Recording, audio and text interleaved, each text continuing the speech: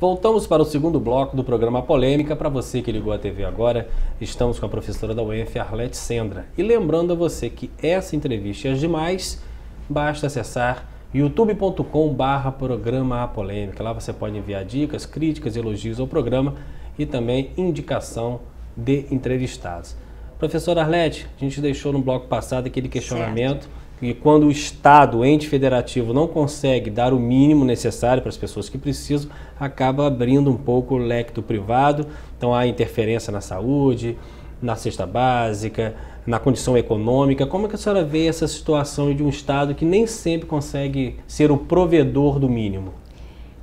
Pois é, a questão me parece, a leitura que eu faço, então eu vou colocar aqui para você a leitura que é minha. Claro.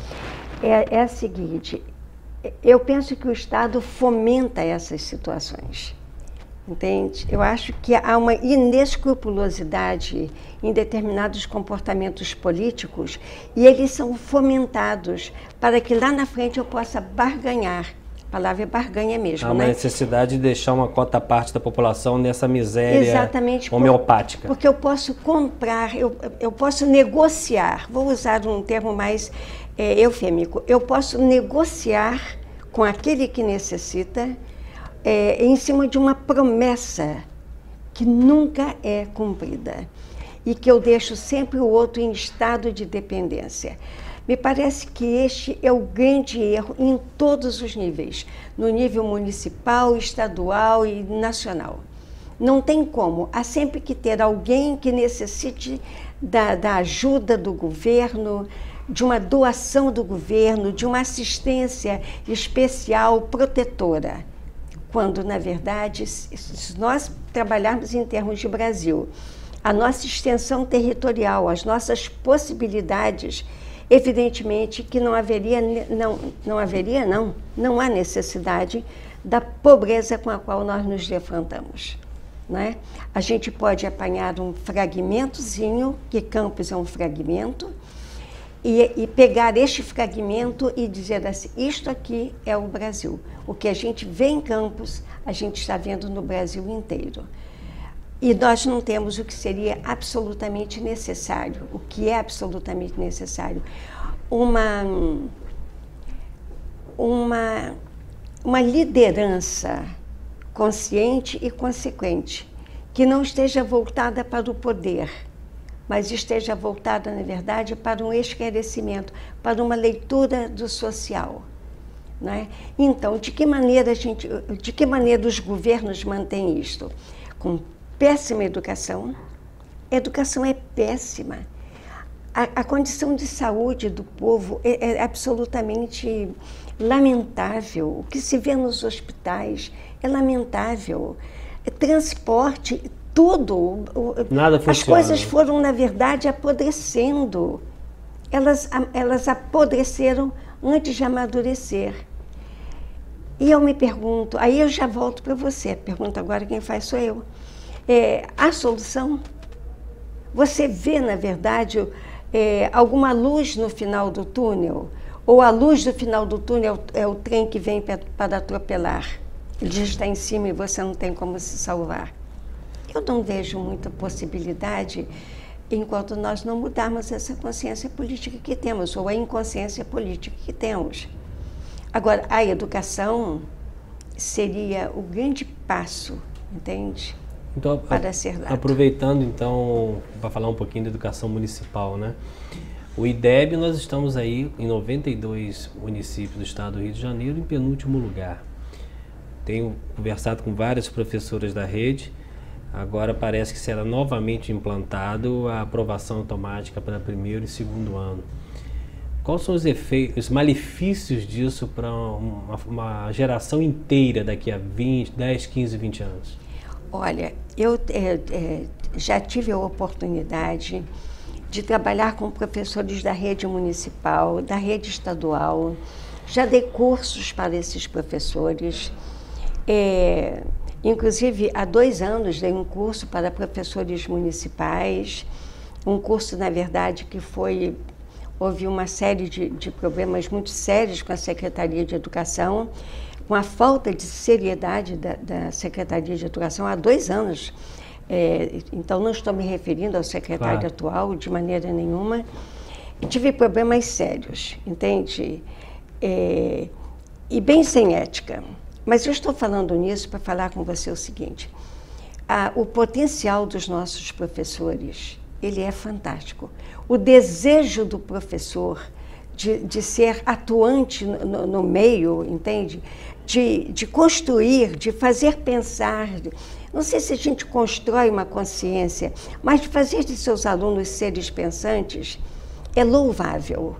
Eu aplaudo de pé os professores, viu? Pelo que fazem na sala de aula, absolutamente sem recursos, sem nenhum apoio, absolutamente explorados em termos de salário, em termos de tratamento, aviltados. Os nossos professores são aviltados.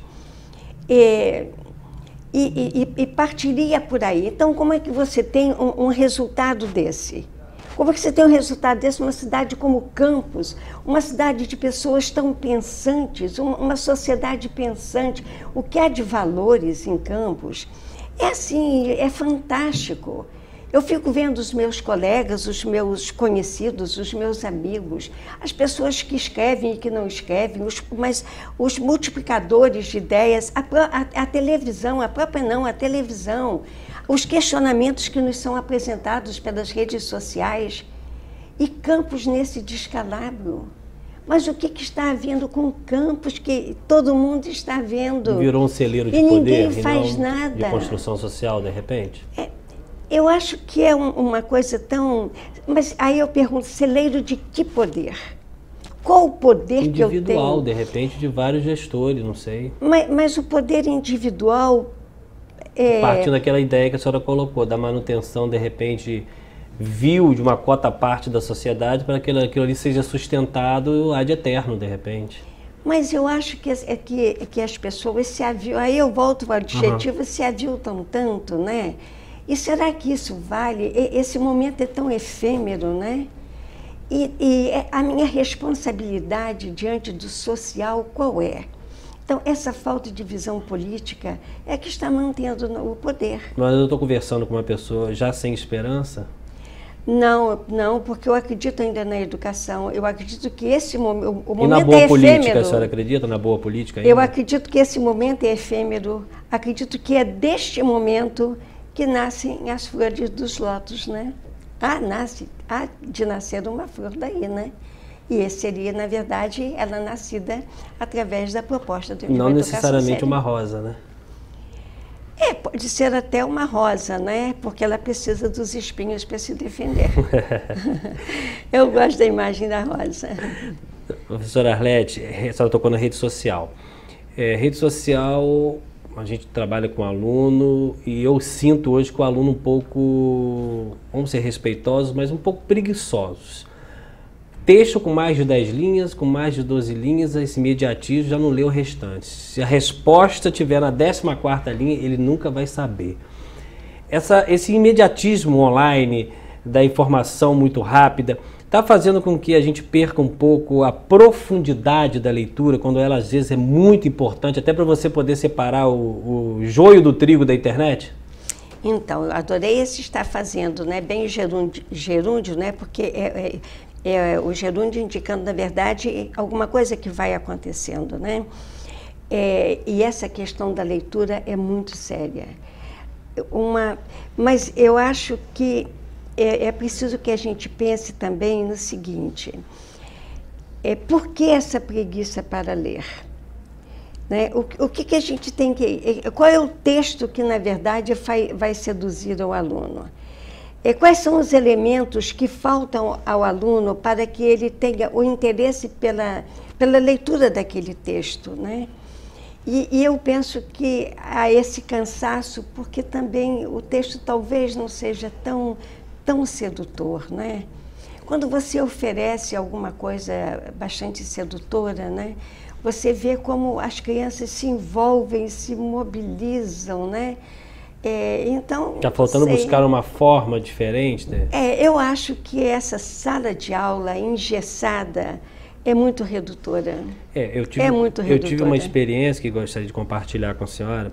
Ano passado, eu estava trabalhando na Cândido à noite numa turma que tratava de poder, ética e liderança. E nós tentamos fazer uma coisa diferente. Eu direcionei para eles um filme chamado Precisamos Falar sobre Kevin. Um filme que tem um livro também muito denso e tal. E no começo houve uma rejeição muito grande em fazer o trabalho e tal, mas fizeram. 8, 10, 12... Botamos todo mundo em círculo e a experiência foi tão fantástica porque uma estava saindo da depressão e fez a primeira palavra em público, a outra tinha um problema, o outro tinha um relacionamento, o outro se enquadrava naquilo. E eu senti que aquilo ali foi necessário porque, além de soltar os fantasmas, houve uma construção, houve uma troca de experiência.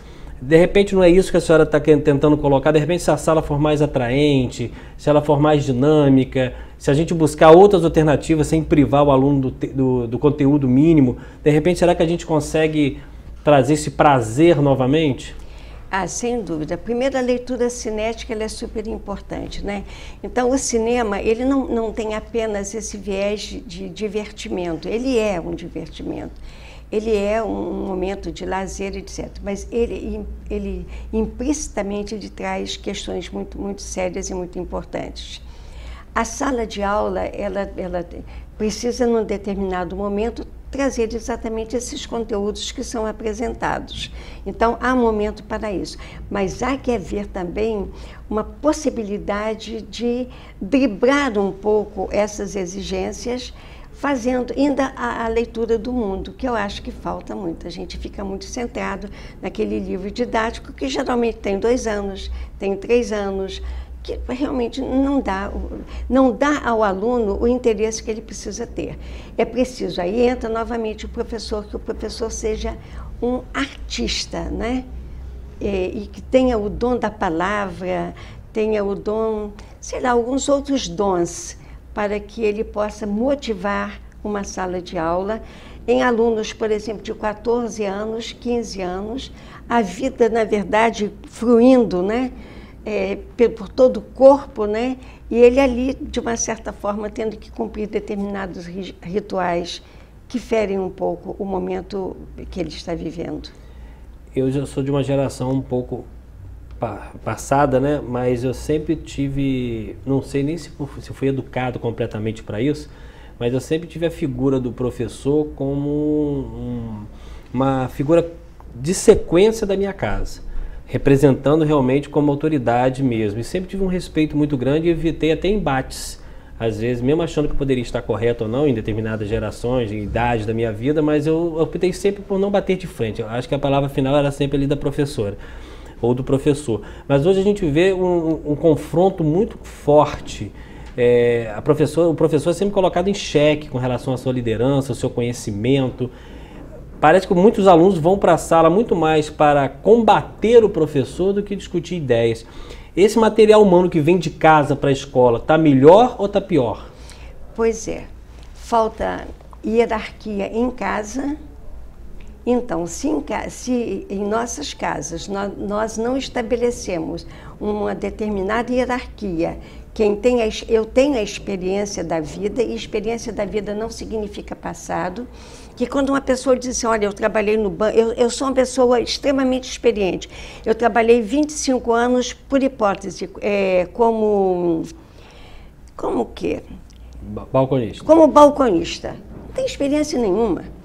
Tem experiência nenhuma. Experiência é exatamente quando você percorre vários setores. Aí sim, tanto que aquele estudioso, o Domenico De Masi, né, o italiano, ele diz, olha, para o mundo de hoje você tem que ter várias opções. Porque trabalhar 15 anos com uma opção, mais 15 com outra, a questão da longevidade leva a várias opções. Eu adoro o ócio criativo do Domenico De Masi. Pois bem, então o que acontece? Olha, se não há hierarquia em casa, se a criança dorme a hora que quer, acorda a hora que quer, ou faz durante o dia o que quer, usa o celular a hora que quer, usa as redes sociais a hora que quer, entende? E ela assume o comando, ela vai ter como primeira autoridade na vida dela o professor. Então é o professor que vai dizer assim, olha, exatamente, vocês vão se sentar desta forma, o horário é este horário é de tal disciplina, você vai ter do recreio nesse momento. É a primeira autoridade que o aluno encontra. Olha que coisa séria. Então, esses embates na escola, eles estão, na verdade, oriundos desta orientação que é dada nos lares, ou a não orientação.